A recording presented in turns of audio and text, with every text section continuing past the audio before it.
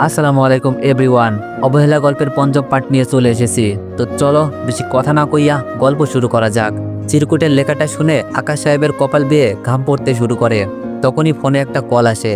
হাতে নিয়ে number check দিয়ে ভয়ে ফোন হাত থেকে পড়ে দিতে নাই, কারণ ফোন দিয়েছে রাজ। হয়তো রাজ রকির বিষয় জেনে গিয়েছে। আকাশ সাহেব কাপা কাপা হাতে ফোন ধরে উপাস থেকে রাজ বলে, তোমাদের দিয়ে কিচ্ছু হবে না, তোমরা আমার ভাইটাকে দেখে রাখতে পারলে না। আর রকি কয়েকদিন ধরে নিখোঁজ, আমাকে বলনি কেন? আমি জানতে পারলে আমার ভাইকে আজ মরতে হতো না। আমি আসছি, খুব তাড়াতাড়ি আসছি। মরতে হবে খুব বাজেভাবে, যে আমার ভাইকে মেরেছে। আমি রাজ মাইন্ড দিয়ে গেম সাজাই, ওয়েট অ্যান্ড ওয়াচ। কথাগুলো বলেই রাজ ফোন রেখে দেয়। আকাশে বুঝতে পারছে না কি করবে, কারণ রাজ আন্ডারগ্রাউন্ডে আছে। রকির কথা শুনে আসতেছে। ওনার অজানা রাজ আসলে কি হবে? ছেলেটা বরাবরের মতোই পাগল। একমাত্র রাজের জন্যই সে আজ এতটা পাওয়ারফুল। তখনই আকাশ সাহেবের কাছে তার একজন লোক এসে বলে, স্যার, আনাব চৌধুরীর মেয়ের বডিগার্ডকে পুলিশ দিয়ে রামকেলানি দিলে হয়তো কিছু জানা যাবে, কারণ ছেলেটার শরীরে অসম্ভব রকমের শক্তি। আমাদের 20 জন ছেলেপিলেকে একাই মেরে শুইয়ে দিয়েছে। আকাশ সাহেব ছেলেটার কথা শুনে বেশ চিন্তায় পড়ে যায়। একটু সময়ের জন্য অতীতে চলে যায়। আনাব চৌধুরী আর সে খুবই ভালো বন্ধু ছিল। দোষ তারই ছিল, বিজনেস করার সময় লোভ এসে বাসা বাঁধে। সে ছিল আনাব চৌধুরীকে বাদ দিয়ে একাই বিজনেস চালিয়ে যাবে, তাহলে খুব তাড়াতাড়ি নাম ডাক ছড়িয়ে পড়বে। যখন আনাব চৌধুরীর সাথে বেইমানি করে, তখন আনাব চৌধুরী তাকে জেলে দিয়েছিল। তারপর থেকেই শত্রুতা।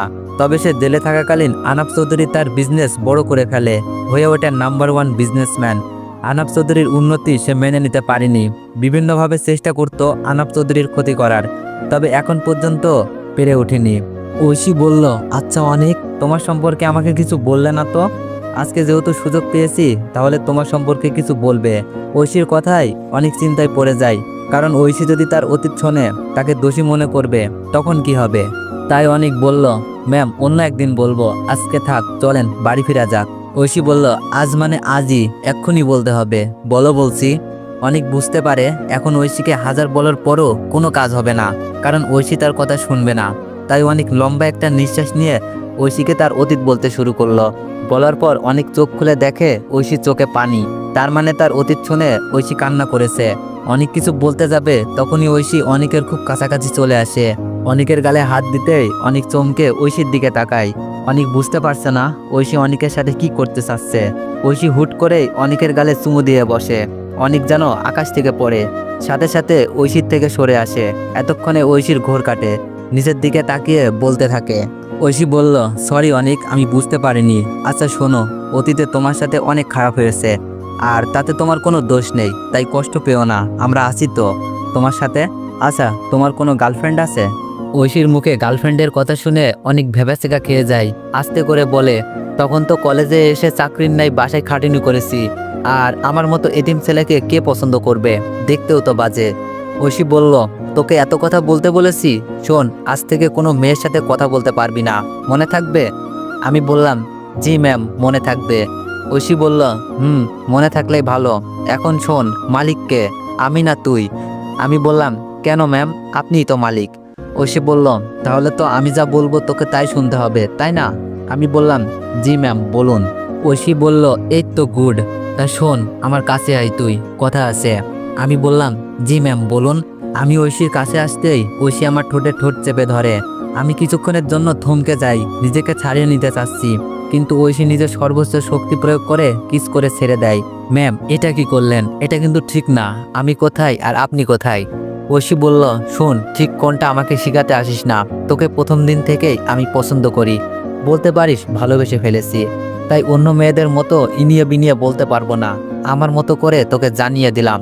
আব্বুকে আমি দেখে নিব। শোন, তুই আমার, তাই কোনো মেয়ের দিকে তাকাতে পারবি না, বুঝতে পারছিস?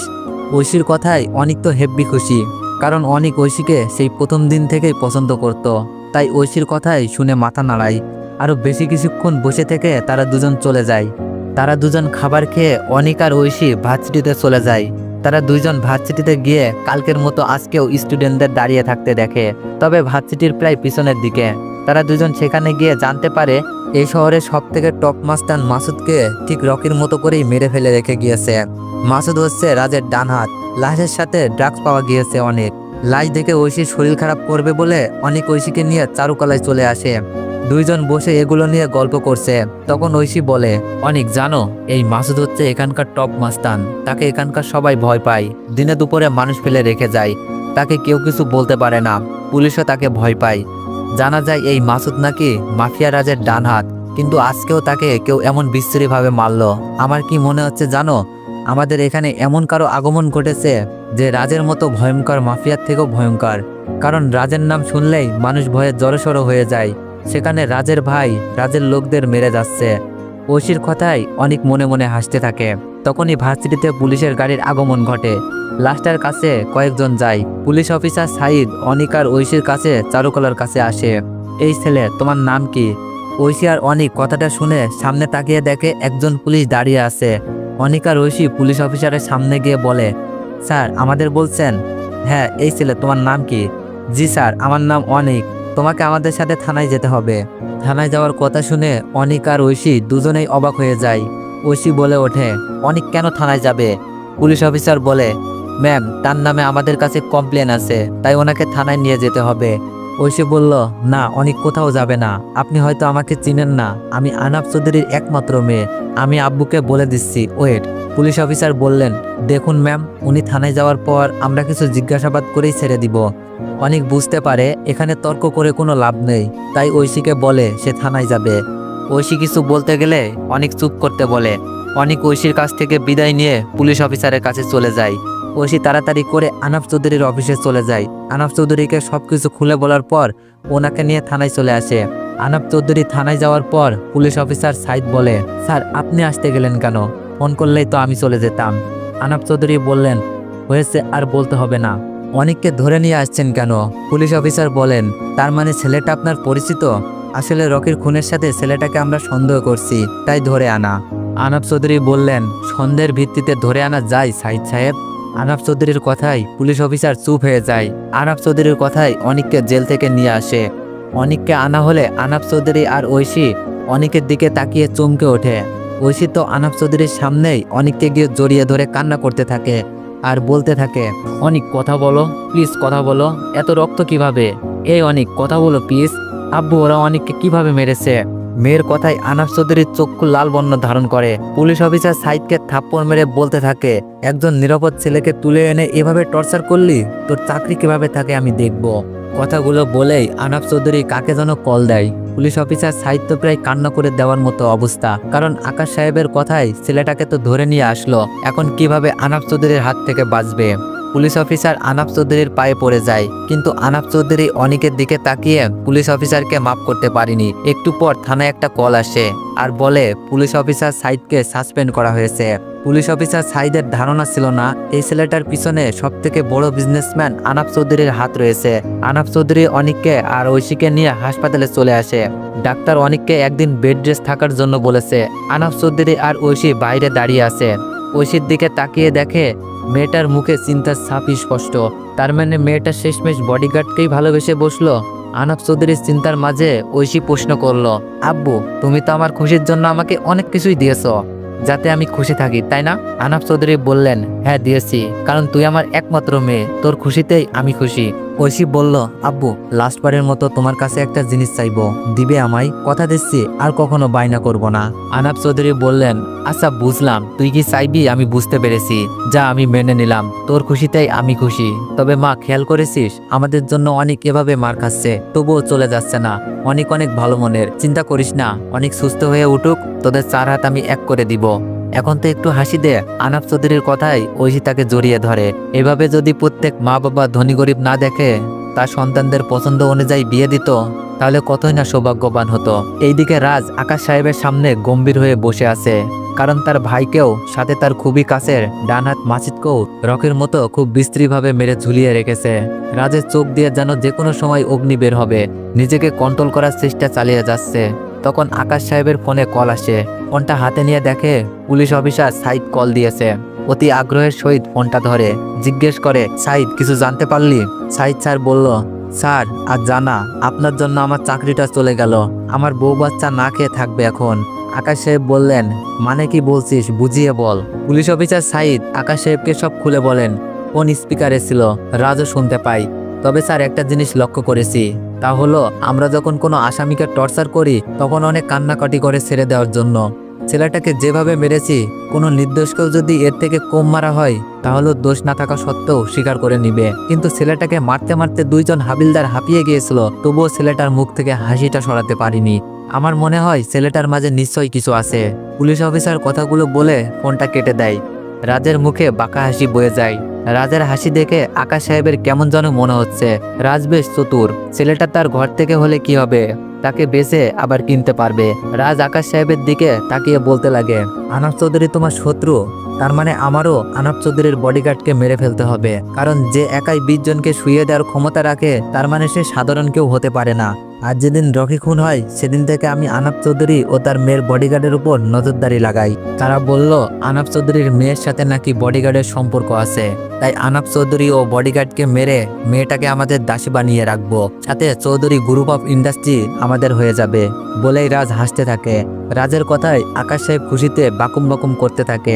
হেব্বি বুদ্ধি দিয়েছে ছেলেটাকে। আকাশ সাহেব বললেন, তা তাদের কিভাবে কখন মারবি তাই বল। রাজ বলল, কেন, পরশুদিনই সবার খেলা শেষ করব। ক্যাম্পাসেই সবার খেলা শেষ হবে। তুমি আনাফ চৌধুরীকে যেভাবেই হোক ক্যাম্পাসে আনবে, আমাদের সব লোক ক্যাম্পাস ঘেরাও করে রাখবে। পরশুদিন খেলা হবে, যা আজ পর্যন্ত কখনো হয়নি। সমগ্র ক্যাম্পাস রক্ত দিয়ে লাল করে দিব। বলেই রাজ আবারও হাসতে শুরু করে। আনাফ চৌধুরী স্ত্রীকে অনিক আর ঐশীর বিষয়ে বললে তিনি দ্বিমত পোষণ করেননি, কারণ অনিক বেশ ভালো একজন ছেলে। এভাবে 2 দিন চলে যায়। অনিক এখন পুরোপুরি সুস্থ। এর মাঝে বেশ কয়েকবার আনাফ চৌধুরীর ফোনে কল দিয়ে ভয় দেখানো হয়েছে। উনি অনিক আর ঐশীর জন্য বডিগার্ড নিযুক্ত করেন। অনিক না করাই সাপ সাপ বলে দিয়েছিল, তোমার কিছু হলে আমার মেয়েটাকে কে দেখে রাখবে। অনিক আর জোর করেনি। অনিক আর ঐশী আজকে ভার্সিটিতে যাচ্ছে। দেখেই বোঝা যাচ্ছে তারা দুইজন খুবই হ্যাপি। অনিক আর ঐশী ভার্সিটিতে প্রবেশ করার পরই তারা দুইজন চারুকলাতে গিয়ে আড্ডা দিতে যায়। তখনই তাদের কাছে ঐশীর ফ্রেন্ড তিশা আসে। কিরে দোস্ত, দুলাভাইকে পেয়ে আমাকে ভুলে গেলি? কয়েকদিন আসতে পারিনি, নানু বাড়িতে বেড়াতে গিয়েছিলাম। ক্যাম্পাসে আসার পর শুনেছি অনিক ভাইয়ার উপর আবার অ্যাটাক হয়েছে। ঐশী বলল, হ্যাঁ রে, আর বলিস না। যাই হোক, বাদ দে, আয় আড্ডা দিই। তোর সাথে অনেকদিন ধরে আড্ডা দিই না। তিশা বলল, ঐশী, রাজের ডানাত মাসুদকে নাকি খুব বিশ্রীভাবে কারা যেন মেরেছে। ঐশী বলল, অনেক বিশ্রীভাবে। কেন, তুই জেনে কি করবি? তিশা বলল, আসলে দোষ, যে রাজের লোককে এভাবে মারতে পারে সে কোনো সাধারণ কেউ নাই। তাকে সামনে পেলে কিস করতাম। তিশার কথায় অনেক বিষম খেতে লাগে। মেয়ে বলে কি, এতক্ষণে তাদের অনেকের কথা মনে পড়লো। কথায় এতটাই মনোযোগী ছিল, একটু সময়ের জন্য ভুলেই গিয়েছিল। ঐশী অনেককে বলে, অনেক, আমাদের জন্য বাদাম কিনে আনবে প্লিজ। ঐশীর কথায় অনেক বাদাম কিনতে চলে যায়। বেশ সময় চলে যায়, অনেক এখনো আসেনি। ঐশী বেশ বিরক্ত হচ্ছে। মনে মনে ভাবে বাদাম নিয়ে আসলে তার খবর আছে। একটু পরেই ক্যাম্পাসের স্টুডেন্টরা দৌড়ে মাঠের দিকে যেতে থাকে। তখনই ঐশী আর তিশা একজনকে জিজ্ঞেস করে, আর বলিয়েন না, ক্যাম্পাসে মাফিয়া রাজ এসেছে, আরেকটা ছেলেকে খুব মারতেছে, সেখানেই যাচ্ছি। ছেলেটা কথাগুলো বলেই মাঠের দিকে দৌড়ে চলে যায়। ঐশী আর তিশাও দৌড়ে মাঠের দিকে যায়, কারণ অনেক এখনো আসেনি। তারা গিয়ে দেখে প্রায় 20টার মতো গাড়ি ক্যাম্পাসের মাঠটা ঘিরে রেখেছে। সবগুলো গাড়িতেই মাফিয়া রাজের পোলাপাইন। মাঠের মাঝে একটা গাড়ির উপর পায়ের উপর পা তুলে আপন মনে সিগারেট টেনে যাচ্ছে মাফিয়া রাজ, আর পাশেই ঐশীর রাখা বডিগার্ডগুলো পড়ে আছে। মাঠের মাঝে একদল পোলাপাইন গোল হয়ে একজন ছেলেকে মারতেছে। খেয়াল করে তাকিয়ে ঐশীর আত্মা শুকিয়ে যায়, কারণ অনিকের বডিটা মাটিতে পড়ে আছে। ঐশী অনেক বলে চিল্লিয়ে ওঠে।